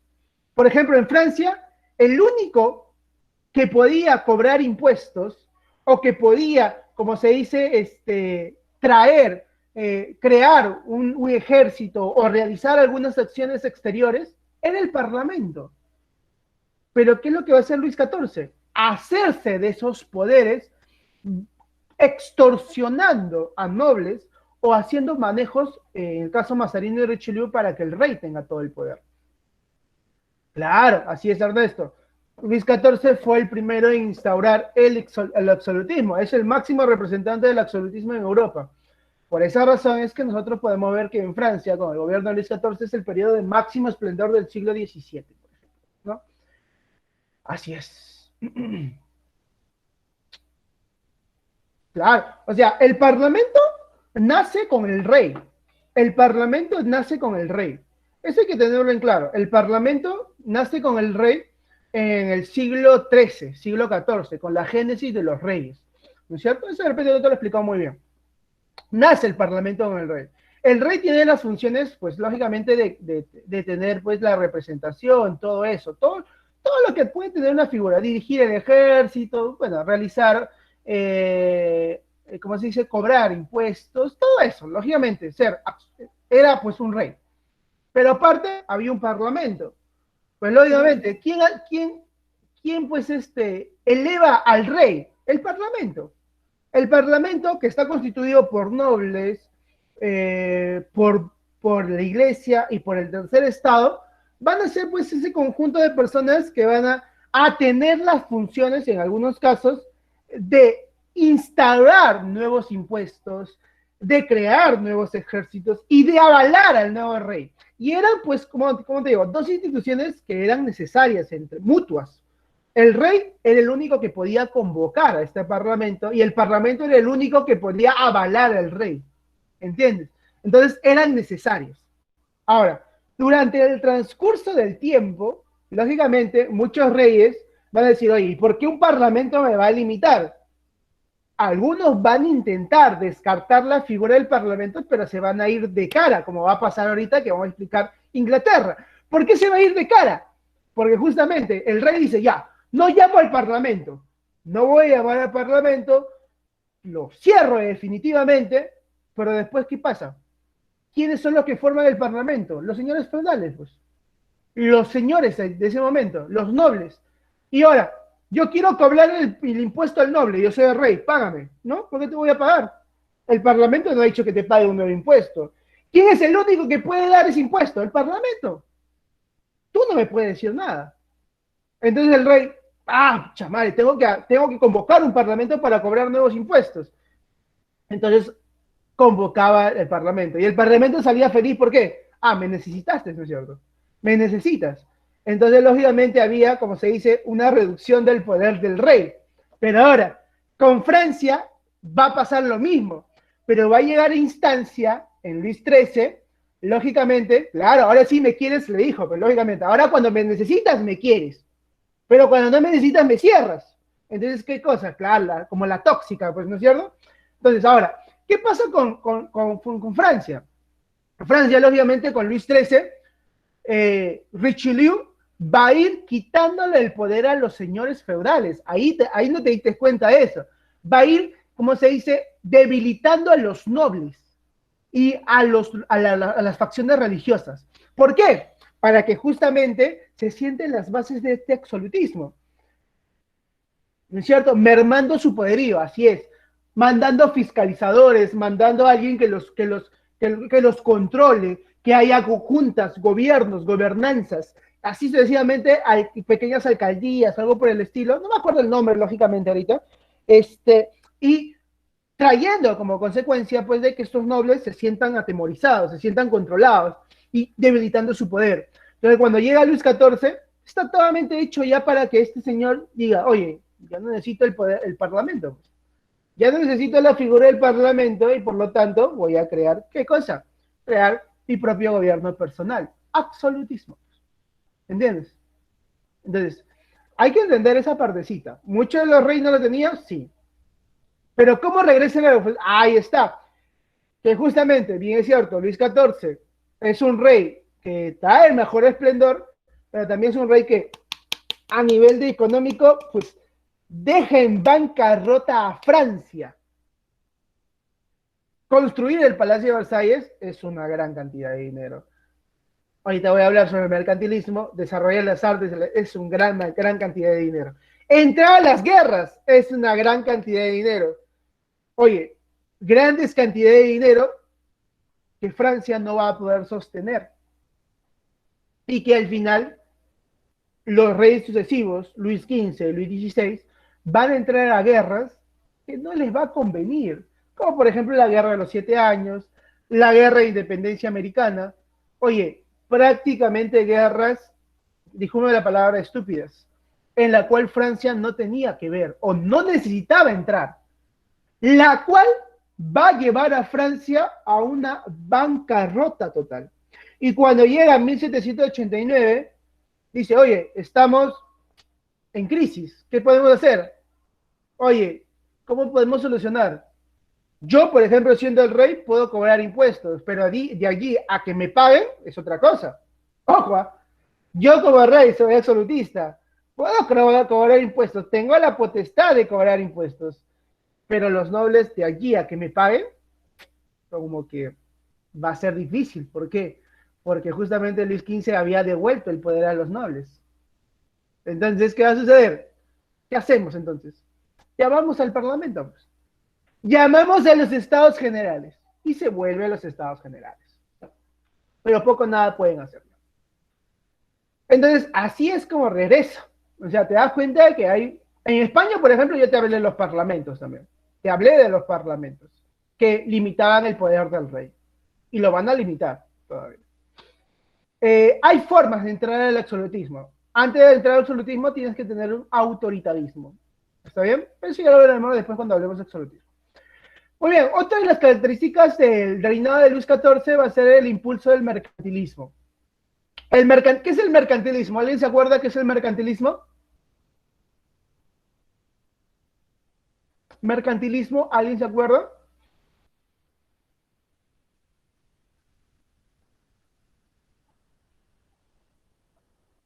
Riqueza por metales. ¿Seguro? ¿Es riqueza por metales? Aquí te va a quedar el ojo cuadrado. ¿Eh? Habla. ¿Qué es el mercantilismo? Acumulación de riquezas. El mercantilismo es una doctrina económica basada en la acumulación de riquezas. Así es. ¿Ya? ¿Cómo es, profe? Mercantilismo es una doctrina económica, como te dije, en la cual si tú tienes riquezas, eres poderoso. La acumulación de riquezas te da poder. ¿Está bien? Eso es lo que te dice el mercantilismo. Ahora, dentro del mercantilismo hay no es doctrina, es una forma de riqueza, la cual se llama bullionismo. ¿Está bien? Bullionismo. ¿Y qué es el bullionismo? El bullionismo es la acumulación de metales preciosos. ¡Hala! Mira, escúchalo bien, ¿ah? Te estoy dando la aclaración de dos términos muy importantes que sueles confundir. El mercantilismo no es la riqueza o la acumulación de metales preciosos, ese es bullionismo. El mercantilismo es la acumulación de riquezas, que la cual te da poder. No sé si me dejo entender. A ver, vamos. ¿Entendiste esa parte, esa aclaración? Habla, Larry. Bullionismo, así es. O bullonismo, como voy a llamarlo. La cual es recién la acumulación de metales preciosos. ¿Está bien? Eso hay que entenderlo bien. Aclaro, aclaro. la cual el ministro más importante va a ser Colbert, la cual va a instaurar este sistema, eh, tratando en cierta forma pues de impulsar la economía francesa. Lastimosamente no va a poder realizarlo de la mejor manera. Si bien es cierto, crea flotas como la flota de Indias, entre otros, va a tener pues una repercusión bastante importante, pero no de mucha competencia pues, con poderíos navales en ese momento como Inglaterra o como Flandes, por ejemplo, ¿no? Pero así se va a realizar. ¿Qué más? ¿Qué más? Nada más. Ese es el reinado de Luis XIV. Es un reinado largo, es un reinado bastante largo en realidad, en la cual todo el siglo XVII lo va a tener él. ¿Está bien? Hasta entradas del siglo XVIII. Luego su nieto, Luis XV, y luego el nieto de este, Luis XVI, ¿no? Que van a ser pues, los reyes más nefastos que hay en Francia. Ya luego lo veremos eso. ¿Hasta aquí alguna pregunta? ¿Preguntas hasta aquí? Disculpe, ¿cómo se llamaba el rey que era homosexual? El rey que no. Era el anterior, Luis XIII. ¿Está bien? No que él era el más nefasto. Sí, también, porque él va a dar el gobierno a Richelieu, poco o nada le va a importar el gobierno francés. Bueno, todos fueron nefastos. Mm, hay reyes importantes, como el caso pues de Enrique de Navarra, Enrique de Borbón, el primer Borbón, Francisco I, reyes también como Luis XVIII. Enrique de Borbón se basaba también en absolutismo. No, él O todavía Enrique seguía con el I era. parlamentarismo. Ah, ya. Ujú. Entonces, Me estaba olvidando, hubo más reyes que se creían, hay bastantes reyes que se creían, no, que eran homosexuales. ¿Está bien? Solo el homosexualismo no era pues algo que se podía decir. Está bien en ese momento. Bueno, sí se podía decir, pero como tenía muchas burlas, ¿no? Ah, me estaba olvidando. En el reinado de Luis XIV se va a dar lo que es la instauración del edicto de Fontainebleau. Me estaba olvidando eso. ¿Qué es el edicto de Fontainebleau? Es la revocación del edicto de Nantes. Luis XIV, uno de los reyes más importantes del absolutismo, va a instaurar el gobierno del catolicismo, la cual lógicamente va a traer como consecuencia el edicto del Fontainebleau, la cual revocaría toda la tolerancia religiosa frente a los protestantes. Eso es un punto muy importante que debes conocer. Con respecto a los reyes homosexuales, el hermano de Luis XIV era homosexual, no me acuerdo cómo se llama. Luis no era Luis, era Fernando o Francisco, no me acuerdo. Se dice que uno de los reyes españoles era homosexual también, Felipe III, creo, si no me equivoco, Felipe IV era homosexual.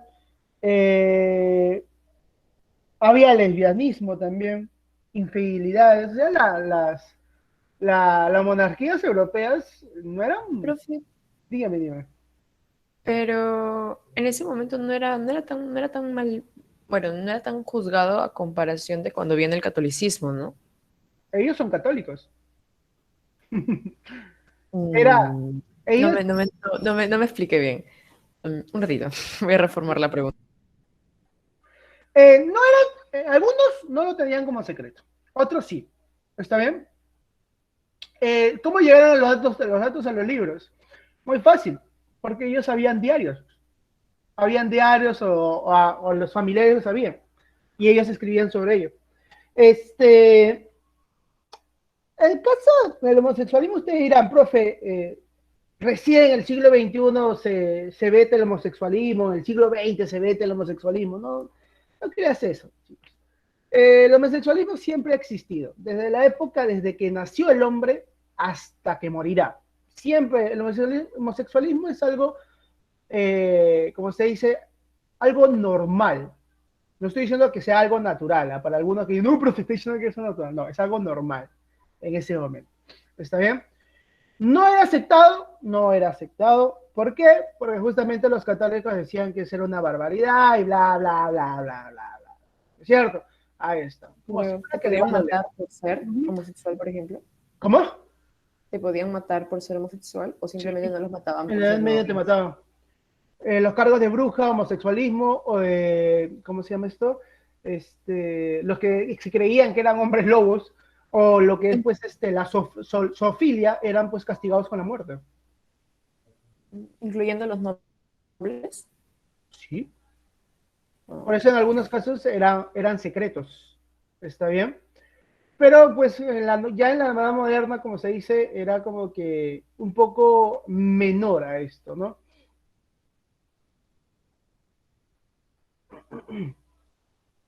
Así es, era menor a esto. Eso es algo que vamos a hablar después. Es algo que vamos a hablar después.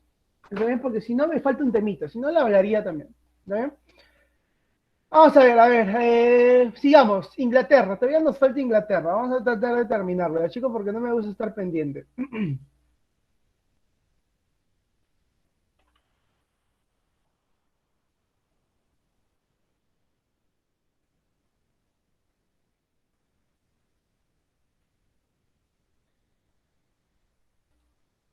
Vamos a ver, un ratito, discúlpame. Listo. A ver, en la Edad Media, al igual que Francia, la dinastía Tudor va a nacer. Ahora, esta dinastía Tudor nace a raíz de la Guerra de las Dos Rosas, consecuencia también de la Guerra de los 100 Años. La Guerra de los 100 Años había traído consigo el nacimiento de la dinastía Valois en Francia y un problema sucesorio en Inglaterra, puesto que dos familias estaban combatiendo por el reinado. La familia de los Lancaster y la familia de los York. La rosa blanca y la rosa negra, la rosa roja, disculpa, que eran las insignias de cada familia, la cual trajo el nombre pues de la Guerra de las Dos Rosas. ¿Está bien?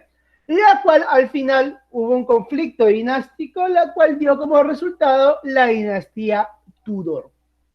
En este caso, la dinastía Tudor, el primer rey sería nada más y nada menos que Enrique VII, restableciendo el poder de la autoridad real. Como bien hemos observado la semana pasada cuando hablamos de reformas protestantes, nos damos cuenta después de que va a seguir Enrique VIII, este gordito de acá que va a tener como 5 esposas, buscando su heredero, según él decía, pues, ¿no es cierto? Era un gordito muy fogoso, como se dice, pues, ¿no? En la cual buscando su heredero va a cambiar de esposa a cada momento. Ahora, la pregunta es, ¿el divorcio estaba permitido en ese tiempo bajo la fe católica? ¿Qué dicen ustedes? No, falso, sí estaba permitido, salvaje. Sí estaba permitido. Pero era, profe, ¿qué? ¿Cómo puede decir eso, profe? Sí estaba permitido, pues salvaje. Había muchos reyes que se divorcian, personas que se divorcian. Pero ¿qué sucedía? Que la primera esposa de nuestro amigo Enrique VIII, oye, mira, escúchame, la primera esposa de Enrique VIII era la hermana de alguien. No, no, la primera, la primera. Mira, escúchame. Enrique VIII estaba casada con Catalina de Aragón. ¿Hermana de quién crees que era?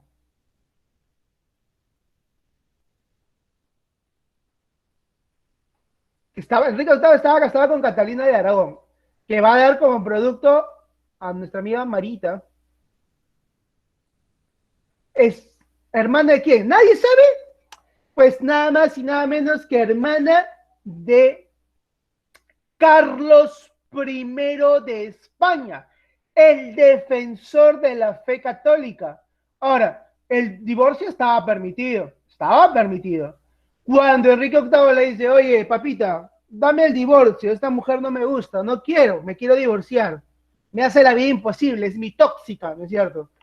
¿Qué le dice el Papa? Nel pastel contigo. ¿Por qué? Porque hay alguien que me está dando dinero, aquí al costadito, Carlos I. Y si yo te doy el divorcio, voy a ofenderlo a él. Y no me conviene ofenderlo a él porque él es más poderoso que tú. ¿Y Enrique VIII qué dice? ¿Cómo has dicho? Muy bien, no me des el divorcio. Al final, la desprecio. La despreció, la votó en realidad, y él, para lógicamente, divorciarse, promulgó la llamada Acta de Supremacía. Y eso trajo como origen a la iglesia anglicana. Ahí te lo estoy explicando mejor, ¿eh? Ahí te lo estoy explicando mejor. Eso trajo consigo a la llamada iglesia anglicana. ¿Te das cuenta? O sea, el divorcio sí estaba permitido. La iglesia pudo hacer algo, pudo hacer algo. No quiso, no lo quiso. ¿Por qué? Porque la iglesia estaba metida en asuntos políticos, especialmente en Carlos I. ¿Te das cuenta?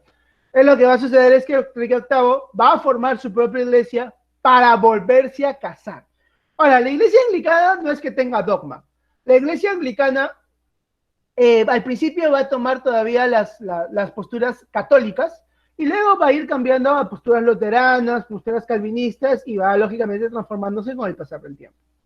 Enrique VIII, como te dije, va a ser un pillín, ¿no es cierto? Va a tener varias, como se dice, esposas, entre ellas Catalina de Aragón, las dos Bolenas, por ejemplo, no sé si habrá visto la película, ahí está, las Bolenas, Ana Bolena, Juana Semur, Ana de Cleves, Catalina Howard, Catalina Parr, prácticamente 6 esposas, ¿no es cierto?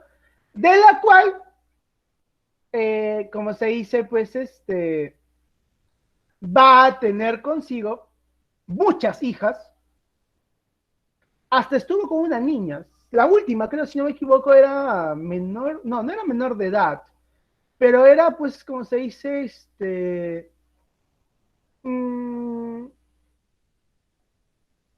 bastante chiquitita, ¿no? No era menor de edad, pues en ese tiempo, pues, la mayoría de edad era a los 15 años, 14 todavía. Qué trauma, dice. Ese es porque tú lo ves en la concepción actual, pero si lo vieras de ese momento, te darías cuenta de que era algo normal. Entonces, lo que va a suceder es que Enrique VIII, pues, va a tener varias hijas, va a lograr tener el varoncito, ¿no es cierto?, su chamaquito, que sería nada más y nada menos que Eduardo VI. Lastimosamente, Eduardo VI va a tener un problema con la oreja, si no me equivoco, y va a fallecer. ¿Está bien? Pero sin antes tener un consejo en la cual, pues, ¿cómo se dice esto? Un consejo que va a ir poco elaborando las bases de la doctrina anglicana. Luego va a pasar María I, que era hija de Catalina, discúlpame, ¿cómo se llamaba? No me olvidé ya. Catalina de Aragón, ¿no? Sí, Catalina de Aragón, era hija de Catalina de Aragón, la menos querida, sí, era la odiada, la repugnada por Enrique VIII, era católica, se va a casar con su primo. ¿Quién era su primo? Felipe II, y va a obtener el título de Bloody Mary, ¿no es cierto? María I, la sanguinaria, pues, ¿no? ¿Por qué la sanguinaria? Porque ella, reina de Inglaterra, casada con su primo, el rey de España, Felipe II, eran dos fervientes católicos, que estaban en un país protestante. Oye, ¿qué va a pasar? Lógicamente lo que tenía que pasar. Pues. Mataron y mataron. Parecía pues unos 24 horas para sobrevivir, ¿no es cierto? Ahí está. La purga, ¿no? Ahí está. María primero pues va a empezar a matar y eso le va a dar el apodo de la sanguinaria. Al final, lógicamente, va a morir, ¿está bien? Va a ser encerrada al principio, Isabel I sería la responsable, y para tratar de salvarla, pues Felipe II va a tratar de ir con la Armada de Invención. Lastimosamente no va a poder hacer nada, Isabel I va a tomar el trono, la llamada era isabelina, la cual va a producir pues el gran apogeo cultural y económico de este pueblo. Su apodo de Isabel era Isabel la Virgen, pues no es cierto, porque no se va a casar. Oficializa la religión anglicana, ¿está bien? Ella pone como religión oficial a la anglicana sobre la católica, impulsa el desarrollo comercial y artesanal, aprueba la ley de los pobres, la cual pues se da una ayuda beneficiaria a las personas desposeídas, contrata a corsarios, piratas, corsarios para atacar a los navíos españoles, lógicamente en el comercio con América, derrota a la Armada Invencible en 1588, la de Felipe II, e impulsa las artes y las letras, ¿no? También conocida como la era isabelina, ¿no? Lastimosamente, su propio nombre lo dice, Isabel la Virgen no va a tener descendencia. Y los que van a tomar el reino van a ser sus primos, en este caso los llamados Estuardo, o los Stuart, ¿no es cierto? La cual, lógicamente, pues la última Tudor va a ser reemplazada por la dinastía Estuardo, la cual va a tener como principal rey o como primer rey a Jacobo I, la cual va a perseguir a las minorías religiosas, en este caso los puritanos, que es una forma de protestantismo, la cual, pues, como dice, promulga la idea de, ¿cómo se dice? Pues, seguir fiel a las ideas naturales de la religión, a las ideas primitivas de la religión, por eso le llaman puritanos, ¿está bien? Luego está nuestro amigo Carlos I, intentó imponer el absolutismo. Ahí está, mira, acá está. Esta es una de las pruebas de que si tú no haces un gobierno para un futuro, para sentar las bases de un absolutismo, no vas a poder hacerlo. Carlos I intentó imponer el absolutismo de la noche a la mañana. ¿Haciendo qué cosa? Declarando, no, disculpa, borrando a los parlamentos. Pero cuando tuvo guerras, Carlos I tuvo la necesidad de cobrar impuestos, pero nadie le quería dar más impuestos siempre y cuando el parlamento no se creara. Entonces lo que hizo Carlos I es crear un parlamento corto. Este parlamento corto sabía perfectamente que si hacía caso al rey, lo podían, ¿qué cosa? Quitar de nuevo. Entonces se va a negar a aprobar impuestos. El rey Asao, ¿qué dice? Voy a cerrar el parlamento. Cierre de nuevo el parlamento. Pero se da cuenta que no puede hacer nada sin el parlamento porque está en plena guerra. Entonces lo que va a hacer, pues, es lógicamente crear otro parlamento. Este parlamento, con las mismas ideas, dice, antes que me disuelva, yo voy a crear un documento en la cual, pues, me tenga que ver todos los días. Y lo que va a tener como consecuencia es el parlamentarismo en Inglaterra, pues, ¿no es cierto? La oposición antiabsolutista. Es muy gracioso lo que trata de hacer Carlos, porque al final él trata de crear un absolutismo, pero lo que va a crear es un parlamentarismo en Inglaterra. Algo muy curioso, muy curioso. Lastimosamente Carlos I, pues, como se dice, va a tener problemas, la cual, gracias a esta oposición anti-absolutista, se va a dar la llamada Revolución Puritana, la revolución de Oliver Cromwell, la cual se va a establecer el protectorado inglés, o también algunos veces lo conocen como la República Inglesa, en donde se va a ejecutar a Carlos I, donde se va a promulgar el acta de navegación. Es muy importante, chequea esta bien, acta de navegación. ¿Por qué? Porque en este caso la acta de navegación comprende el poderío naval de Inglaterra y el establecimiento de un gran comercio naval en Inglaterra. Escúchalo bien, la acta de navegación realiza un monopolio nacional a nivel marítimo. ¿Qué quiere decir esto? Que todo lo que llegue a Inglaterra y salga de Inglaterra tiene que ser hecho por barcos ingleses. ¿Qué quiere decir esto? Que barcos holandeses, barcos españoles o barcos de otras nacionalidades no pueden entrar a Inglaterra. Solamente barcos con nacionalidad inglesa. Un monopolio nacional. Que luego, como diría Adam Smith, sería una de las sabias decisiones y una de las consecuencias directas de este tipo de acta de navegación es, ¿qué cosa? El establecimiento de un dominio marítimo de Inglaterra frente al mundo, pues. Porque de allí va a perfilarse para lo que sería, pues, la próxima revolución industrial. Lastimosamente Oliver Cromwell fallece, su hijo trata de reemplazarlo, lastimosamente nadie lo quiere. Carlos II va a restaurar la monarquía, promulga el habeas corpus, promulga algunos beneficios para el parlamento. Es, lógicamente, como se dice, pues, protestante. Estos son protestantes en realidad, ¿no es cierto? Luego está Jacobo II, intenta restablecer el absolutismo. Lastimosamente, aquí se va a encontrar con los reyes Guillermo III de Orange y María II de Estuardo, la hija de Jacobo, ¿no es cierto?, que era de religión protestante, la cual van a derrocar a Jacobo II, juramentando así pues y consolidando la monarquía constitucional, no, porque ellos no tienen constitución. Ellos, Inglaterra, la curiosidad es que no, su constitución no está codificada. Es una constitución moral, como se dice, ¿está bien? En la cual se establece una monarquía parlamentaria, ¿está bien? En este caso, chicos, te van a disculpar, lo he hecho un poco rápido, porque me gustaría hablar un poco más, pero lógicamente el tiempo apremia, ¿está bien? En este caso, pues lógicamente, la Revolución Gloriosa de 1688 va a traer como consecuencia que Inglaterra se convierta en una monarquía parlamentaria, trayendo como consecuencia, lógicamente, libertades y tolerancias a nivel político, disculpa, pues, ¿no? Y eso es lo que va a traer consigo Inglaterra en el siglo XVII.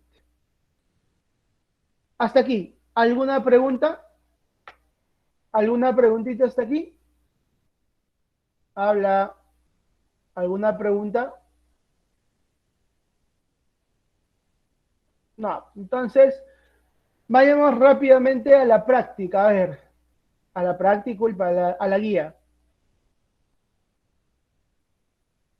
Relacione correctamente, la 1, rápido. Vamos a tratar de hacerlo todas. Yo tengo hasta las 9:55. Como no hemos tenido descanso, 9:55 acabamos. Vamos, primera.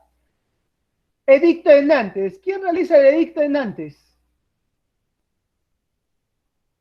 Edicto de Nantes, ¿quién lo realiza?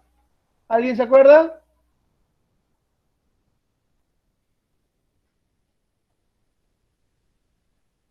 ¿Nadie? Ay, ay, ay. Edicto de Nantes, Enrique IV. Richelieu, Luis XIII. Colbert, Luis XIV. Madame Pompadour, Luis XV, lógicamente. 1A, 2B, 3C, 4D. Ahí está. Listo, muy bien. El primer rey de la dinastía Borbón en Francia, ¿quién fue? Enrique IV. Relaciones, Valois, Francia, Tudor, Inglaterra, Habsburgo, España. Ahí está. El Tratado de los Pirineos estableció el conflicto franco-español o el fin de la guerra. Aquí hay dos respuestas. El fin de la guerra de los 30 años. Sumo pontífice que participó al lado de la coalición franca contra Carlos I, Clemente VII. Los tratados de París y Jugvestuburgo. Esto lo vamos a dejar, ¿ya? Porque este es de la guerra de los 7 años. Señal de afirmación incorrecta en la Edad Moderna.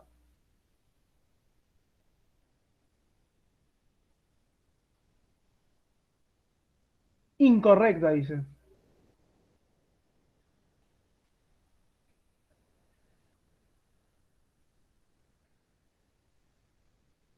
Avión. 7, avión. 8, este también dejamos, ¿ya? La rebelión de la Fronda tuvo como objetivo revertir la centralización en Francia. Beso, 9B. Listo. Muy bien. ¿Por qué? Pero debes tener allí. Ay, ay, ay. Escuchar lo demás está haciendo rapidito. Está fácil esta vez. 1C, 2D, 3A, 4A, 5D, 7A y 9B. Así es. Listo. Excelente. Muy bien, chicos. 5 minutos. Lógicamente, como tú sabes, acabamos 5 minutos antes porque no hemos tenido descanso. ¿Está bien? Bueno, chicos, hasta la próxima semana.